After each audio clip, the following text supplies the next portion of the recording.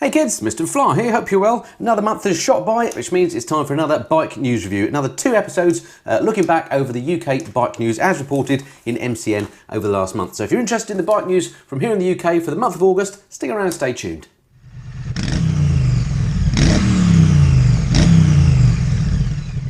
Okay, so to the bike news then, and as usual, I'll be doing this in 2 episodes. I'm recording this first episode on Friday, I'll publish it on Saturday, and then the second episode, which will include some parish notices, some information about some stuff that's coming up on the channel, and the winners of the recent Visor Cat competition, that will be posted on Monday, so do make a point of watching that one as well after you've watched this one. Alrighty, let's crack on then. So the first couple of papers to go through.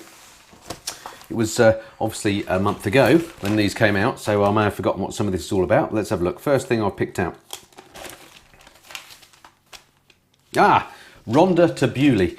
Steph Jevons CRF. Do you remember Steph Jevons? She's the lady that went around the world on a Honda CRF. Her vehicle, her bike now, her 250L, is now at the Motorcycle Museum at Bewley. So you can go and have a look at the bike itself. So that's absolutely amazing. The bike is, of course, still showing its battle scars. It hasn't been touched since she got back. She went through 54 countries. So, yeah, I imagine the bike is looking a little bit warm. But if you want to go and check out Steph Jevons' bike, that's where that is now. So I just thought I'd mention that, as, of course, I'm a CRF fan. If you're going to go around the world on any sort of bike, then for me, a light bike that's easy to load up and easy to pick up is perfect. Ideal if it's an off-roader too. So my friend Ben King is going around the world on his Honda CRF. I'm also a big fan, as I've mentioned before, of Norley Itchy Boots, who's going around the world, or is doing long trips around the world on her Himalayan, the Royal Enfield, which again is a sort of an off-road bike. So do go and check out her videos if you haven't had a look at that already, but I'm sure you have. But yeah, another example of you know, a light bike going around the world. Anyway, move on. Next. Okay, it is rocket science is the next two I picked out here, and at long last Triumph have come clean and announced that they are going to be producing a standard version of the new Rocket 3. We knew that all along. They released that TFC Triumph factory custom version a while back, didn't they? Beautiful bike, but I think it was about 25 grand. Well, now they're saying, here we go, here's the new standard bike if you want it. They haven't come out with prices yet. They've said it's going to be well under £20,000, so we're thinking about 19,500 for this standard bike, and then there's also a touring version available, which has slightly different position of the foot pegs. It has a little backrest and some other, and a little windscreen as well. That might be a few £100 more expensive, but below 20 grand is what they're saying. We can see some of the details now. It looks absolutely beautiful still, as did of course the TFC version. It's got twin like bug-eye headlights that I think look absolutely amazing. It hasn't got the Arrow exhaust anymore that the TFC had, but it's got obviously Triumph's own exhaust, but they still look absolutely incredible. Interesting that you never see the bike from the other side, or very rarely, because of course the exhaust is only on this side, so the other side doesn't look quite as impressive, what with the single-sided swing arm as well. But nonetheless, a beautiful looking bike. I cannot wait to see one in the flesh, and even better if I can get to ride one. It would be amazing. So some of the specs then: 2,500cc engine, the biggest production engine available, 164.7 bhp at 6,000 rpm, 163 foot-pounds of torque at 4,000 rpm, absolutely incredible, and a whopping 291 kilograms dry. I mean, it is a big, heavy bike, which is the downside for me. I think there's a couple of downsides for me without having ridden it or seen it yet, but a few things I'm a little disappointed by are the weight is still ridiculous. I guess that's because it's got such a huge engine, so it was always going to be a heavy bike. There's not a lot they can do with that. They have shaved a fair bit of weight off the bike. The next thing is the price. 20 grand is a lot of money for a motorcycle, isn't it? I mean, it is a premium bike, it is big, it is a lot of motorcycle, but it's still expensive. Then the other thing I'm a little bit disappointed about is that they've included the TFT off of the Scrambler. This is the next generation TFT that Triumph have, so it's an improvement on what I used to call the Fisher-Price TFT that they fitted to the other bikes like the Street Triple and the Tiger 800. This one is definitely better, having ridden the Scrambler. But nonetheless, on this sort of bike, which is a retro type bike, I just think dials look better. Even if they put 2 chrome dials that then had TFT infills that showed, you know, TFT versions of needles moving, a bit like some of the car manufacturers do or did, I think even that would look better. So yeah, it's a real shame for me, and I know this is just my opinion, that TFT has gone here. But other than that, those are small things. I mean, the bike is phenomenal. I cannot wait to get my hands on one if I can find a friendly dealer that'll let me borrow one. Alrighty, so that's coming soon. I imagine we're going to see that at the bike shows, you know, the Milan show and possibly Motorcycle Live as well. So more on that later, I'm sure. Next story out of here. Bag an iconic R1 from a 3K is what this story says. Now this is a regular feature that MCN has, where it takes a current bike, and then it looks sort of the lineage through the years of the bike, takes it back to when they first came out, and tells you how much you need to spend if you want to get an older version of the bike. So in the case of the R1, this goes back to 2009. It's saying if you want a 2009 bike, you can probably get one of those for $7,999. Sorry, it goes back to 1998. I do apologise. You can pick up the original R1 for 2,300 quid, and it still looks like a mean bike. And then they go all out, obviously, to the current bike, which is 16,799. So you don't need to be shelling out nearly 17 grand for an R1 if you go for one of the older ones. Every version of the R1, I think, looks absolutely epic. And having ridden a couple of older bikes of late, you may have seen my video I posted earlier in the week of me riding my friend Lyndon's bike, his original Fireblade. That thing just rode beautifully, and I imagine that if you can find a well looked after R1, that would be just the same. So you don't have to be shelling out 17 grand. If you can find one, you can maybe get an R1 for 2.5 grand, is what MCN are saying. So you know, don't think that because all the marketing spiel, all the magazines are always going on about how great new bikes are. They are, but old bikes ain't bad either, I have to say. So you know, don't be put off, and don't think, oh, I can't get into bikes, I can't afford it, because older bikes absolutely rock. Okay. Next story, number 4 out of the first paper. Ah, yes, this is a blog off. Now, this is the feature that rotates through 4 different people each week, of which I'm one. 44 Teeth, or Al Fagan from 44 Teeth, also writes one of these columns every 4 weeks in the cycle. And I was particularly interested to see this one. Because he was talking about, with this recent spate of hot weather we've had, people riding around in flip-flops. And that's not a great idea. I was amazed when I went to the US recently on holiday. Again, it was warm weather over there. I saw no end of people in T-shirts and shorts riding and training shoes. They did have helmets most of the time. I don't think I saw anyone without a helmet. But I personally would never ride without all the gear all the time. I'm an ATGAT man. So yeah, so I just thought that was a great article from Al Fagan. It might feel lovely and comfortable riding without kit on, but it's going to end badly. You know, you only got to fall off your bike at sort of 20 miles an hour in shorts, and you're going to have some pretty horrible road rash. Always amazes me how cyclists just wear their lycra, and sometimes you can be following on the road, maybe downhill, and they might be doing 40 miles an hour. That's going to hurt if you come off. But anyway, choose yourself, you know, we're all adults, but my advice is always wear the proper kit when you're on your motorbike. Even though it's warm, you know, you'd rather be hot and sweaty than in a hospital bed with your flesh ripped off, I'm sure. So I completely agree with Al Fagan on that one. It's a good article. All right, next up, story number 5. I've picked out, whipping through these this week. The world is not enough. Now, MCN have done one of their MCN 250 comparison tests here, and they've compared, the reason why I like to look at this one, they've compared the R1250GS with the KTM 1290 Super Adventure S. Now, this is a comparison I did myself a while back on a video. I did the R1200 against the 1290 Super Adventure. It was a while back, but the video did very well. So I imagine this article will be of interest to people.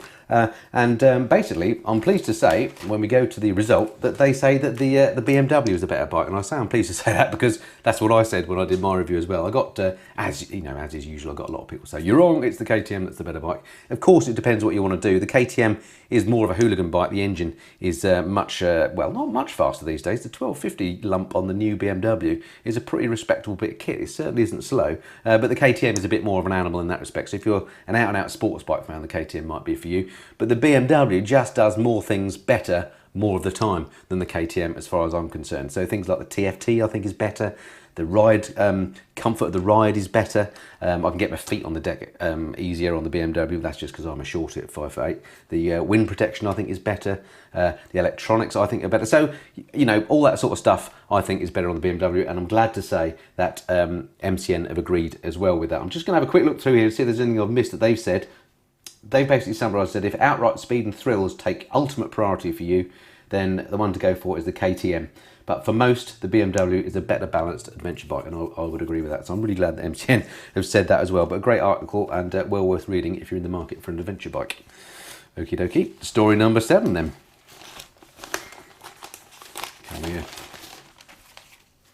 We were just 2 mates on a road trip. Now this is Charlie Borman talking about when they did Long Way Round, which was the iconic series that you could argue, well, it didn't launch the adventure bike genre, but it certainly gave it a much needed public boost, and certainly gave the BMW GS a massive boost as far as the public is concerned. Everybody wanted GSs after they saw Charlie and Borman go around the world on it. Anyway, it was filmed in 2004, so it's a long time ago now, 15 years ago when they filmed that series, and it still remains an excellent watch. I know Charlie and Ewan come in for a lot of stick, but you cannot hold against them what they did to, you know, in terms of getting more people interested in doing long trips, not least around the world trips. How many around the world riders say that Charlie and Ewan doing their trip was their inspiration? So again, nice article. Obviously there's been loads written about Long Way Round, but I just thought this was a good summary. It talks about, you know, some of the trials and tribulations and some of the problems that they had to overcome, the fact that they were just a couple of actors and that people didn't believe that they were going to be able to make it round. And also the thing that I learnt, which is quite interesting, was that they didn't actually have support vehicles all the time. They did have a support vehicle they would meet up with every 3 to 5 days, and that was mainly because they then could give them the films they had made. Don't forget, this was back in 2004, way before GoPros were invented, so it wasn't an easy case of, you know, filming stuff, backing it up onto PCs or wherever you go, but they actually had to give films, they had to work out how to mount cameras on the bike and on the helmets, which wasn't easy, and then give it to the producers as they went to make sure they didn't lose or destroy the film. So that's why they had, all the primary reason why they had a vehicle following them. So very interesting, and again, a great article, well worth reading. All right, so that was the first paper of this review. Moving on then to the second paper, and I picked out 5 stories here. First thing, new Africa Twin imminent. Now I got very excited when I saw this because MCN do these very clever pictures. They're kind of like mock-ups, if you like, of what they think a bike would look like. And I didn't realise this was actually the MCN generated image. I thought this was actually a Honda released image. But often they're quite accurate, these, so it may well look like this. So this isn't actually what the new Africa Twin is going to look like, but it could do. So it's got a slightly restyled front end in their version. It's got a bigger screen. It's got a bigger tank as well. Basically, when you look at the things that they've added to the new model, which, by the way, the old model has now been out for 4 years. Where has time gone? I mean, to me, the Africa Twin still seems like a new bike, but it's been out for 4 years, so is due a little refresh. So what we're expecting of the bike is things like a new full-colour TFT dash, these more aggressive looks perhaps, and I think the way MCN have done this, it looks absolutely great, so I hope it does look like this. And the old bike didn't look that ugly, I don't think. And they're expecting the new models to be unveiled in November, again in time for the shows, no doubt. So the Africa Twin, I've ridden it a couple of times now. The Adventure Sport I particularly loved. The standard bike is amazing as well. The DCD version I think I rode a few years back. Lovely, lovely bike. If they bring this one out with some updates, then going to be really looking forward to riding that. It is a lovely bike. You don't hear anyone who's got these saying that they're rubbish or saying they're disappointed. Everybody, it seems, that has an Africa Twin thinks that they are great bikes. So great that that's going to get a refresh. Okay, next story, links to the previous one, I guess, the science behind the new Rocket 3. We talked about the Rocket 3 earlier, the fact that it's now broken cover, it's officially, Triumph have been talking about it and saying they're going to launch it. Well, this article is all about how they've changed the engine. Now the bit that, now this is the 2.5 litre engine, don't forget, that I mentioned before, so a massive, massive engine with all that torque. And what they've managed to do is reduce the engine weight, even though it's still a very heavy bike, as I said, they've actually reduced the engine weight by 18 kilograms. And the way they've done that is that Triumph now have learnt how to cast their own engine casings. Apparently they didn't do that before, it was a job that they got done from the outside, but they have now got the technology to do that, and that is one of the ways that they've reduced weight in the bike, as well as using the engine as a stressed member, a bit like they did, remember originally Ducati did it with the Panigale when that first came out, using the engine as part of the frame, if you like. This one has like a box aluminium backbone that everything else is hung off of, that attaches to either side of the engine, so that's another way they've saved weight. They've lightened the internals as well. They're using some clever materials and so on, so that means that the rev limit internally has upped now. It's can now rev to 7,000 RPM, which means that you can put out more power, so it's 164 brake horsepower, as I think I mentioned before. It's got that all new frame, as I mentioned. What else have I highlighted here? Oh, the exhausts. To produce that, Triumph have used something called hydroforming. I've no idea what that is, but it sounds highly technical. And apparently Triumph are one of the very few motorcycle manufacturers that can actually do hydroforming, and it still looks absolutely epic. So there we go. And pricing here, they're still saying between 19.5 and 19,950 when it arrives in dealers in September. I knew I'd read that somewhere. So that's coming soon. Looking forward to seeing that. Right, Crazy Night in the East is the headline here, and this is a sort of a summary of a meetup at Krazy Horse Customs out in Bury St Edmunds. And the reason I mention this is I've recently started highlighting a few bike meets that I want to go to, and I want to go to this one next. And in fact, they've got their next meetup next Thursday, the 5th of September. If you're thinking of going along, I'm thinking of going along as well, provided it's not absolutely chucking it down with rain. It'd be great to see you. Do come up and say hello. I'm going to make a little film if I can of some of the bikes that have turned up there, so do come and have a chat with me if you see me there. And then the next day I'm going to go back and Krazy Horse have very kindly said that I can ride the new Indian FTR 1200, which would be great, and the Fantic Caballero 500, two bikes that I've raved about the looks of for ages but have never had a chance to ride. So there's two reasons why I'm going down. The one, to do the bike night on Thursday night, and then on the Friday morning they've promised me they'll give me a free breakfast. and then I'm going to ride those two bikes. So look out for those videos soon. But really looking forward to going down there, checking it out. I've never been to Krazy Horse before, ridden bike lots of times. It looks like my sort of place. So look out for my review on that soon. And if you are anywhere in the area, do pop down Thursday, the 5th of September. See you there. All right, next up. It's anything but basic. This is incredible. This is the new cut-back version of the amazing GL1800 Goldwing from Honda. Now, if you've been watching my channel for a while, you'll know that I actually did a test ride on the new Goldwing, new for 2019, earlier in the year, and I absolutely loved it. Again, a massive heavy bike and really, really expensive. The one I rode, I think, was about 35 grand. You can pay up to 40. But they've come out with this slightly cut down version, but as MCN say, it's anything but basic, and it'll still cost you 22 grand, so it's still a very expensive bike. But for that, you still get that amazing 6-cylinder engine. It's a 1833cc, so after the Rocket, a 2.5 litre bike, this at a 1.8 seems kind of small, but it's still bigger than many car engines. 125 brake horsepower, and it says it'll do 42 miles per gallon, which means 194 miles from the 21.1 litre tank, which seems like a pretty good fuel economy for such a big bike. But amazing bit of kit this was to ride in its standard form, so I imagine this bike is also brilliant. Maybe I'm going to have a chat to my friends at Honda and get a go on this one, maybe with a dual clutch transmission. It'd be great to actually do a little tour on one and see how you get on, because just that massive weight, generally speaking, any bike that needs a reverse gear I'm a little bit wary of, but I have to say, of all the bikes I've ridden, the Honda Goldwing, I think it's probably the best bike I've ever ridden. It was absolutely beautiful. Would I have one? No, because it's too big and heavy and doesn't really suit the roads in the UK, in my opinion. But if you're in a country like the US or Australia, or you're the sort of rider, you're a big fella, and you do, and the sort of touring you do, maybe 2 up, then this bike is absolutely worth checking out if you got the red. It's an expensive machine, but absolutely beautiful. So there we go. That's the new base model Goldwing. It'll be in the shops now. Okay, well, I say in the shops now, I'm not sure. By the way, I've highlighted it. It weighs 365 kilograms. That's 90 kilograms more than the BMW R1250 RT. Kind of puts it into perspective, doesn't it? Okay.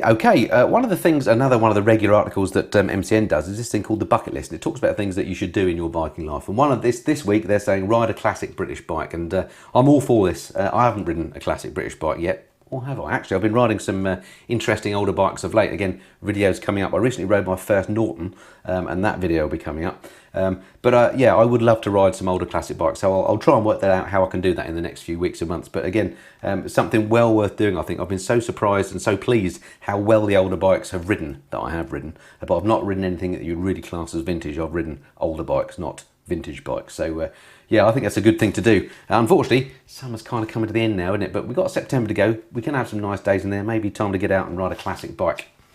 Alrighty, so that was the 5th story there. How are we doing on time? I think that's about 20 minutes. So we'll call that it for episode 1 then. As I say, episode 2 coming on Monday. Loads of stories to go through there. And also, I'm going to be giving you some parish notices, including the winners of the Visor Cat competition that I did on my live stream the other day. So do tune in on Monday for more bike news and the parish notices as well. Alright, I hope that's been of interest to you. Have a good weekend. Look forward to speaking to you again soon. Until then, this has been the Mr. and Flyer. Cheerio.